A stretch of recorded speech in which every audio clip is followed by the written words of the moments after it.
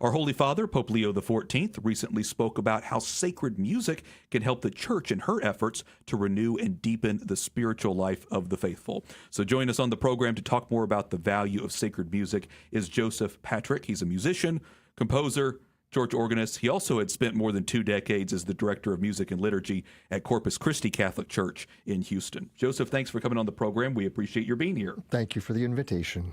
Tell me about your interest in music in general and sacred music. Joseph, did you always, even at a young age, always have an attraction to music? Is that what you wanted to go with your life?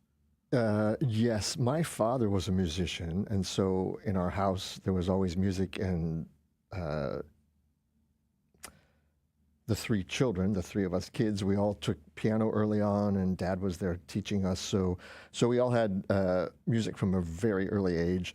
And then we also participated through our parents, right, in the church choirs and all of those opportunities to sing. We went to Catholic school for the first years of our lives, and so we also were growing up in that era when the guitar mass kind of came in. So I distinctly remember being part of a group of young people who were, trying to do these new songs, and so that was, I don't know, maybe 5th grade. I was already in a church choir. Then as I continued to grow, as soon as I was out of high school, I started playing organ for a church as an accompanist and cantering for them as well.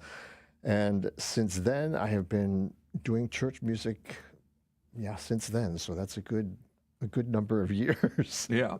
And you got a graduate degree as well in music? Do. I have 2 degrees in music. They're both in percussion performance, believe it or not. So, anything that you kind of hit with a stick, I can play all of that.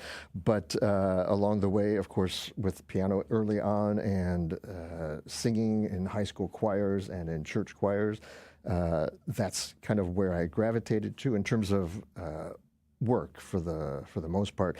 I was a freelance percussionist up in Northeast Ohio for a while, so in a number of groups that the Akron Symphony Orchestra, Cleveland Chamber Symphony, and kind of when you're a freelance musician, you play wherever you can get a job or wherever anybody asks. So I did that for a while. Meanwhile, I was always doing church on Sunday, playing the organ and cantering as part of my faith life, right? Then towards the end of the 90s, I started exploring religious life, and I actually joined the Congregation of the Blessed Sacrament, which is a congregation that actually administers Corpus Christi Church here in Houston, and this was my first assignment as a young brother in that religious order. I'm not a member of the order anymore, but they were kind enough to keep me on as the music director at the church, and I still feel very close to the order and its charism, and was kind of part of that for the last 22 years, basically, as I continued to work as the music director at Corpus Christi Church. So. I was going to say, Joseph, you must have felt welcomed at Corpus Christi because, again, you were the director of music and liturgy for a little bit over 20 years or so? Yes. So there must have been something that you liked about it. It's a great parish. It's not a large parish. I think maybe we counted on the high end, maybe 1,500 families, which is not a huge parish for the Galveston, Houston diocese, given that you have big suburban parishes, but a lovely parish, very welcoming. The space that you worship in is very intimate, and it's kind of in that round style where you see the parishioners across the way, and because it's small, you really see the parishioners across the way, so you feel very much a part of a community. And I had great people through the years who were part of the choir, who were part of the music ministry, who were really willing to do a variety of things. So, I mean, I could suggest stuff that maybe wasn't maybe something out of the ordinary in terms of a style that we might sing or something. And people, the group there, the choir, the singers, they were really willing to work with me. And so, so it was a good place for a good 22 years. That's, I enjoyed it for sure. What do you think it is, Joseph, about sacred music that tends to have an impact on people? It feels like to me there's just something special about music in that context, whether it's at church or Something that just, it's almost like it's just something very unique. So, because I'm, a musician is sort of how I see myself.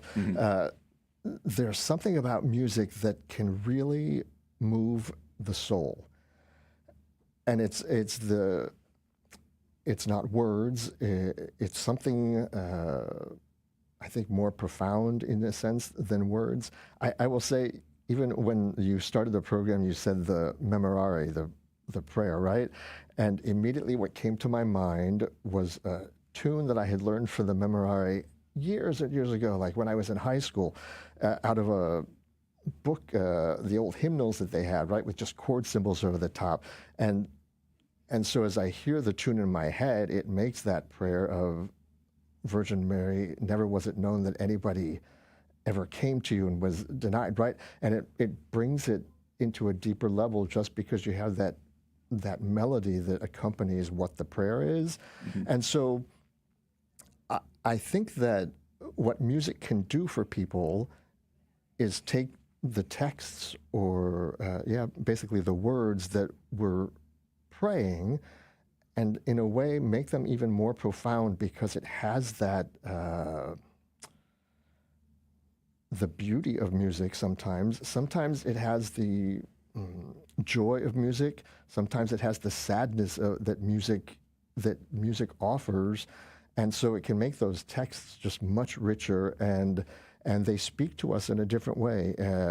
And so I find that, especially when, for example, if, of course, I worked at a church, right? So Sunday Mass was obviously important, and the music that was chosen for those Masses, sometimes when the music is chosen based on the readings, it can really, really reinforce the Word of God, maybe in a paraphrased way, because the text of the song isn't the exact words, but it can do so much to really make the word that we just heard even more profound and help us to kind of interiorize that that word that we heard, but that we are also singing. You'd used the term beauty before to describe some of the sacred music. I think that's appropriate because, of course, we as Catholics know that beauty is not necessarily something that's just subjective. Beauty comes from God and what is good. And so I think that even people who may not be musicians, if they hear something beautiful that's sacred music, or if they hear somebody who's a really talented singer start singing, they can tell. They're like, this is something special. This is something incredible. And they, like I said, they may not have a music background. They may not be able to read music, but they hear it and they go, this person's very talented. There's something about that. And so I just wanted, I'm guessing you've come across that a lot where people are like, that helped me to really think about this powerful message or this powerful Bible reading or something, whatever the emotion might be. Right.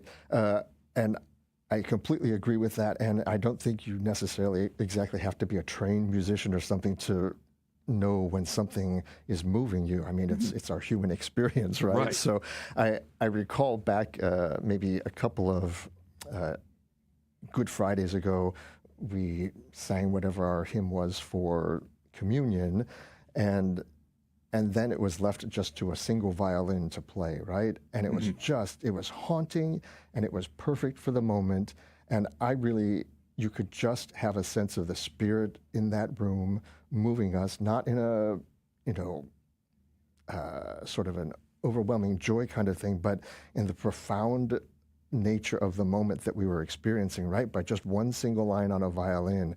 And I would argue that there were probably very few people in that space who weren't kind of called into a deeper connection with what was going on through just a single violin line, no words or anything. So the music has that ability to really just move us in ways that even can be unexpected. I mean, sometimes people will hear a tune from Here I Am, Lord, or something from, that's been around forever, and in a particular context, it just suddenly moves you. Because first of all, it's connected with your faith, right?